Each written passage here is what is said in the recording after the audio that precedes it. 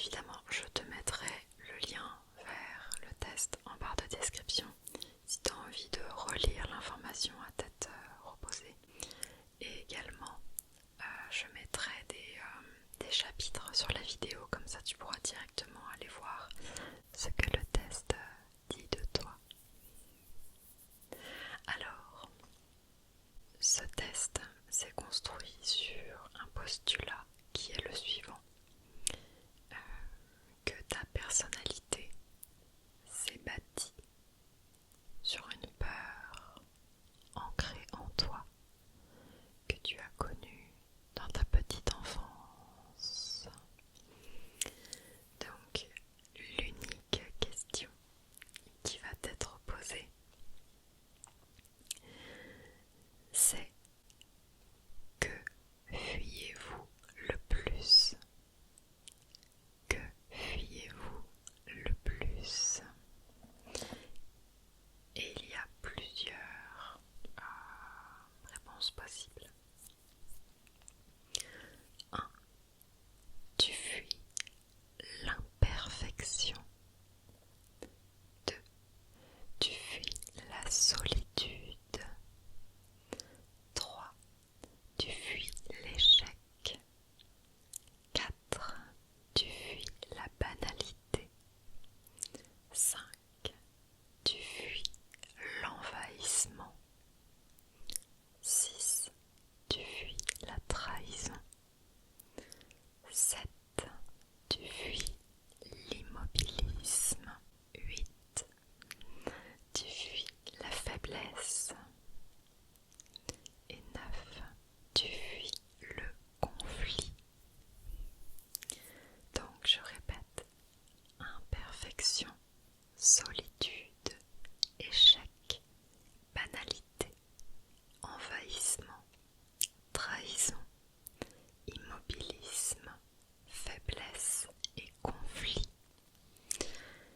Et je précise bien que la question c'est: que fuyez-vous le plus? Puisqu'on peut parfois se reconnaître dans plusieurs des propositions. Alors moi ça a été très facile, je sais très bien ce que je fuis le plus. Mais bref, si tu te sens, je sais pas, tu as peur de l'imperfection et de l'échec, ça peut quand même aller ensemble. Eh bien, il va falloir en plus que tu choisisses lequel des deux te fait le plus peur en fait. Quelle est ta peur profonde? J'avais d'ailleurs fait un test sur quelle est ta peur d'ailleurs. Je te le remettrai en petit. Si ça peut t'aider, on sait jamais. Ça reste des tests sur internet, d'accord? Je ne suis pas psychologue. Voilà. Alors, je vais commencer par la première catégorie. Donc, si vous avez choisi l'imperfection, votre personnalité est donc perfectionniste. Alors, quel est votre profil? Il vous arrive souvent de penser que vous n'arriverez jamais à rien, que vous n'êtes pas à la hauteur, qu'il manque toujours quelque chose. Aussi, sans cesse en quête de perfection, vous êtes rigoureux, honnête, besogneux, adepte du travail.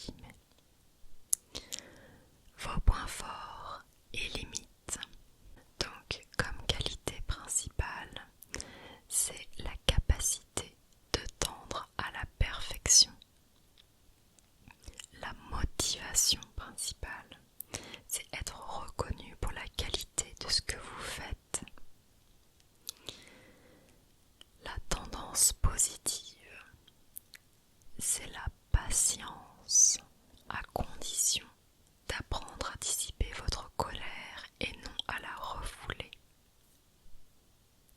Colère ou frustration peut-être aussi. J'ai un petit côté perfectionniste parfois et je sais que c'est pas facile à gérer. Et la tendance négative de ce profil, c'est justement la colère. Vous mettez beaucoup d'énergie à la contenir. Donc le mécanisme de défense que les perfectionnistes développent. Comme on a toujours attendu beaucoup de vous, vous avez développé une forme de réaction parfois curieuse. Vous réagissez différemment de ce que l'on attend de vous. Par exemple en étant gentil alors que vous devriez vous mettre en colère. Okay. Et la difficulté majeure, c'est le sentiment d'être dépassé par les événements, par vos responsabilités et de ne jamais pouvoir faire les choses aussi bien que vous le voudriez. Passons à la deuxième réponse. Si vous aviez choisi la solitude, votre personnalité est aidant. Pour vous, tout va bien lorsque les autres vont bien. Pour vos proches, vous avez de l'importance et votre entourage compte sur vous. Cela vous rassure, vous donne le sentiment d'exister vraiment. Avec une intuition sans pareille, vous devinez ce qui est bon pour l'autre. Vous savez devancer les désirs, être sincèrement serviable. Les autres sont au centre de votre vie, c'est pourquoi vous fuyez la solitude. Une phrase pourrait vous caractériser. J'aime, donc je suis. Mais vous ne savez pas faire pour vous-même ce que vous faites pour les autres. À force de vouloir être trop gentil, vous faites passer vos besoins en dernier. Vous les refoulez au point de les ignorer totalement. Il est fort possible que vos besoins n'aient pas été pleinement reconnus par vos parents et que vous ayez connu de pénibles moments de solitude affective. Vous avez peur de l'abandon. Alors les points forts et les limites de ce profil. La qualité principale, c'est l'amour. Et votre motivation principale, c'est être reconnu pour votre capacité à vous occuper des autres. La tendance positive de ce trait de personnalité, c'est l'humilité. En travaillant sur l'orgueil, vous pouvez découvrir les vertus de l'humilité, du désintéressement. La tendance négative, c'est l'orgueil, justement. À force de vous sacrifier pour les autres, vous finissez par vous sentir indispensable.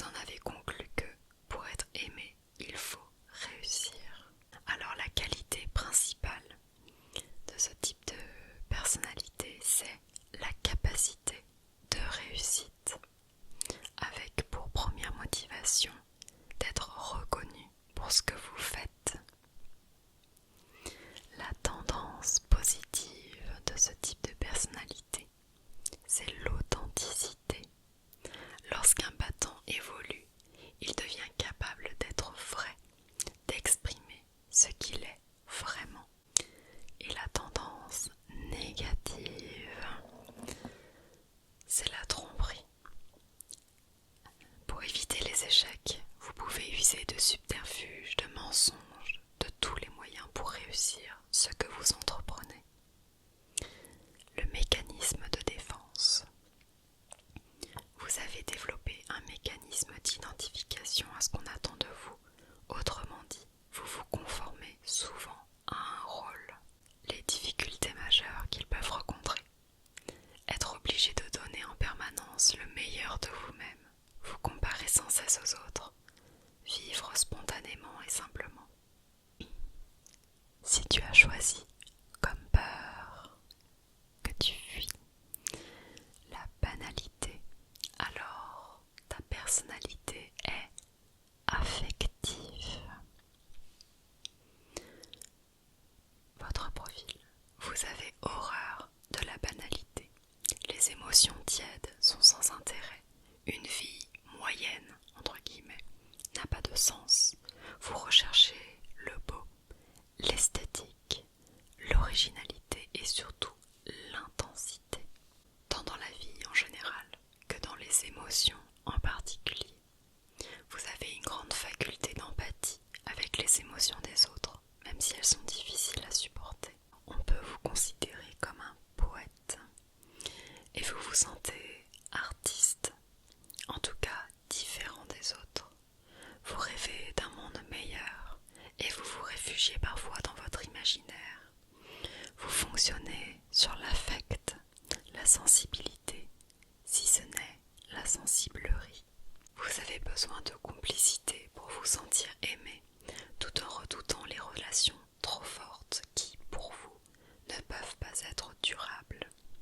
Enfin, vous avez manqué de reconnaissance, de la reconnaissance de votre identité profonde, et avez peut-être même souffert d'une rupture affective. Votre qualité principale, c'est la créativité, avec pour première motivation être reconnu pour votre différence. La tendance positive de ce genre de personnalité, c'est l'égalité d'humeur. Et la tendance négative, c'est l'envie. À force d'éviter la banalité, de vouloir trouver une place différente, vous pouvez jalouser ceux qui sont reconnus. Comme mécanisme de défense, en croyant souvent être de trop, vous encaissez tout sans rien dire. Vous ne laissez rien voir de ce que vous ressentez. Et enfin, les difficultés majeures, les moments dépressifs assez fréquents, le doute, la peur d'être abandonné, la rêverie. Si vous avez choisi l'envahissement, c'est que votre personnalité est observateur. Votre profil, volontiers distant avec les autres, vous êtes plutôt à l'aise dans le rôle de celui qui regarde et écoute. Vous n'aimez pas vous mettre en avant ni être regardé. Mais vous aimez comprendre, tout comprendre, autant le fonctionnement des choses que les situations et les événements. Apprendre, c'est l'un des ressorts de votre vie, l'un de vos grands plaisirs. Vos émotions vous appartiennent, c'est votre territoire. Gare à celui qui voudrait y pénétrer indûment, et gare aux envahisseurs de la vie privée. C'est pourquoi en amitié, vous mettez du temps à vous dévoiler. En situation de crise, vous savez rester zen, une attitude que les autres pourraient parfois considérer comme froide. Enfin, il est probable que vous ayez manqué d'intimité psychologique, si ce n'est physique. Vous avez certainement eu l'impression que vos parents voulaient savoir tout ce que vous aviez dans la tête. Aussi, vous préférez vous isoler plutôt que d'exprimer vos émotions devant les autres. Alors, la qualité principale de ce type de personnalité, c'est la connaissance, avec pour principale motivation d'être reconnu pour vos connaissances et votre savoir. La tendance positive de ce genre de personnalité, c'est le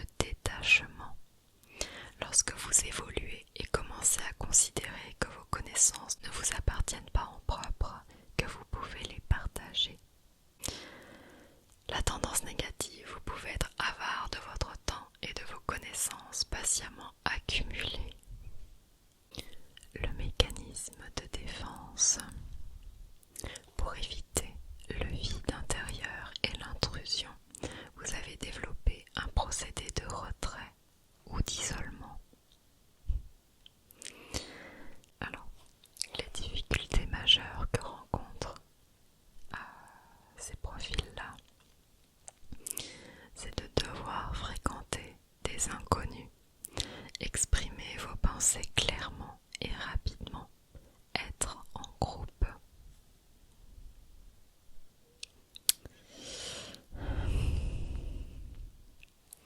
Je crois que sur l'énéagramme ou dans d'autres tests comme ça, on te demande d'en choisir 3 des traits de caractère entre guillemets, enfin les 3 aspects de ta personnalité qui sont les plus dominants. Et clairement, je suis une observatrice, ça c'est sûr.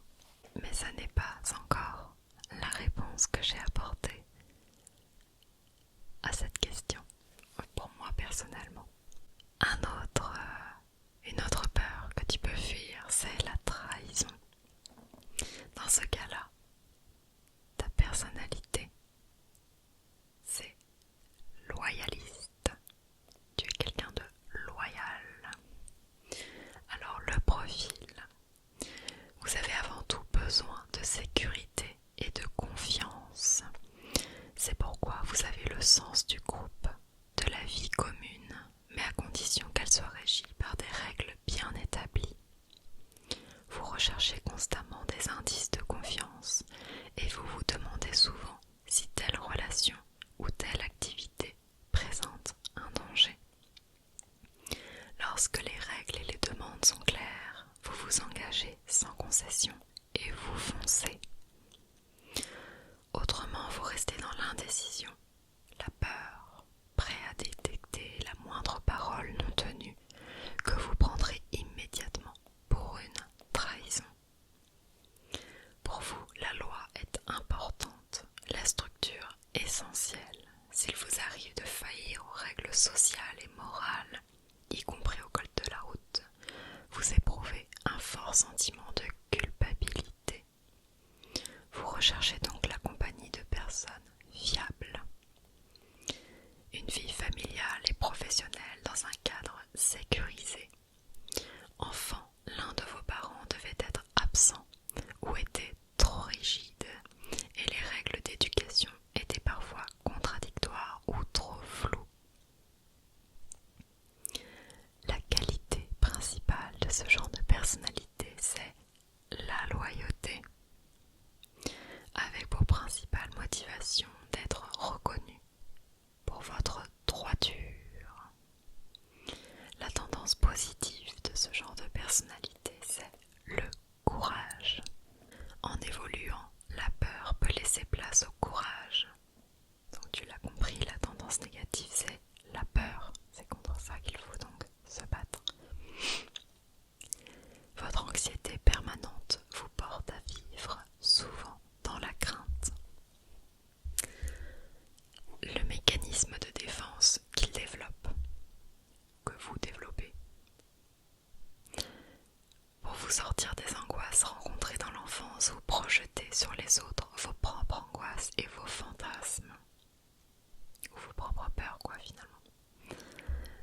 Et les difficultés majeures que vous rencontrez, prendre une décision rapidement, voir clair en vous-même, avoir peur d'être abandonné, que les autres profitent de vous. On passe à la personnalité suivante. Si tu as choisi l'immobilisme, si tu as peur de l'immobilisme, c'est que ta personnalité est joueur. Véritable épicurien, vous fuyez à la fois l'immobilité et la souffrance. Vous aimez éprouver du plaisir, vous faire plaisir, bouger, voyager, aller de plus en plus vite. Vous créez des réseaux d'amis pour varier les rencontres et élargir votre champ d'action. Vous vous lancez dans 1000 découvertes, expériences et activités nouvelles pour profiter de la vie.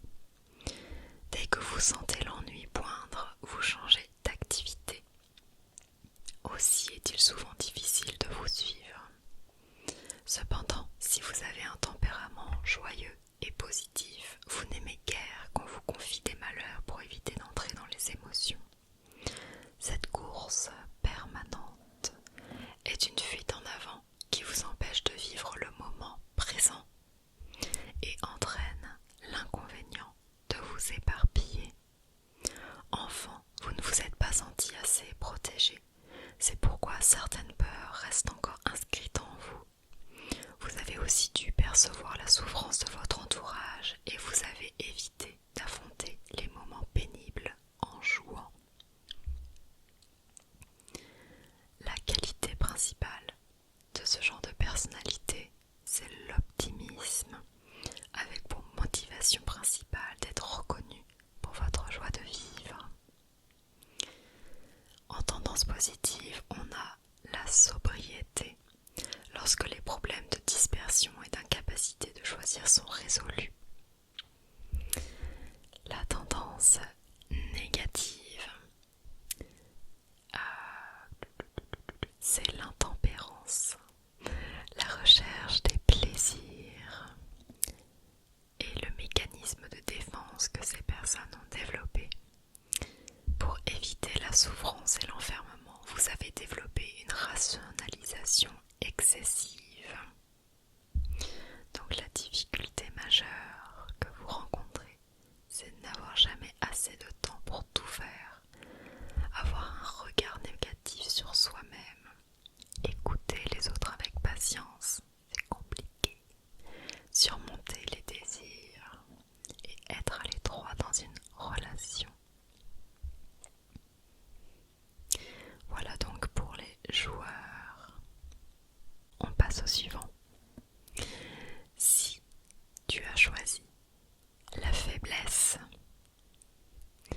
c'est que ta personnalité est chef. Donc le profil des chefs. La moindre faiblesse vous fait fuir. Pour vous, il faut être juste, se contrôler, se prendre en charge soi-même, être capable de protéger les plus faibles. C'est pour eux que vous développez le plus vos qualités de force et de courage. Vous appréciez vraiment les autres à partir du moment où ils ont personnalité affirmée, lorsque vous savez à qui vous avez affaire. Autant vous pouvez vous mettre en colère avec une énergie considérable, autant vous pouvez mettre vos compétences au service d'autrui. Vous considérez la vie comme un éternel combat, parce que rien n'est acquis facilement, et vous passez outre les signes de fatigue. Si vous aimez aider, c'est souvent pour ne pas dire non, ce que vous considérez comme une faiblesse. Il faut savoir dire non, sinon les gens vont te marcher dessus. Vous aimez diriger et êtes souvent débordé. Enfant, par manque d'amour, vous avez mis en place le déni de vos faiblesses comme moyen de défense. Alors, les qualités principales de ce genre de personnalité, c'est le courage, avec pour motivation principale d'être reconnu pour votre force de caractère. La tendance positive de ce genre de personnalité, c'est la simplicité. Lorsque vous oubliez votre orgueil. Et la tendance négative, c'est l'excès. Vous avez tendance à vouloir en faire trop. Le mécanisme de défense que ces personnes ont développé, c'est le déni, c'est-à-dire ne pas tenir compte de la réalité. Et les difficultés majeures qu'elles rencontrent, c'est d'avoir souvent l'impression de bousculer les autres, de prendre des risques pour eux, sans être jamais remerciés. Pour une femme, être considérée comme masculine, avec des guillemets, en raison de son goût d'entreprendre et de son audace. On passe à la personnalité suivante. Si vous avez choisi le conflit, et là il s'agit de ce que moi j'ai choisi comme chose que je fuis le plus. Si vous avez choisi le conflit, votre personnalité est médiateur. Donc le profil des médiateurs, c'est la recherche de l'harmonie et de la paix, autant intérieure qu'extérieure, qui mène votre existence. Vous fuyez les conflits pour ne pas être obligé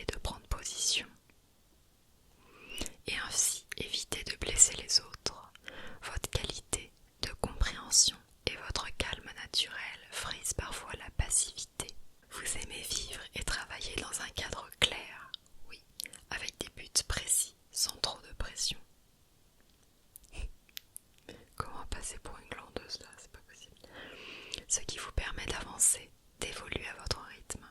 Vous avez une bonne intuition sur les sentiments, les atouts et les défauts, les émotions et les besoins des autres. Beaucoup moins les vôtres.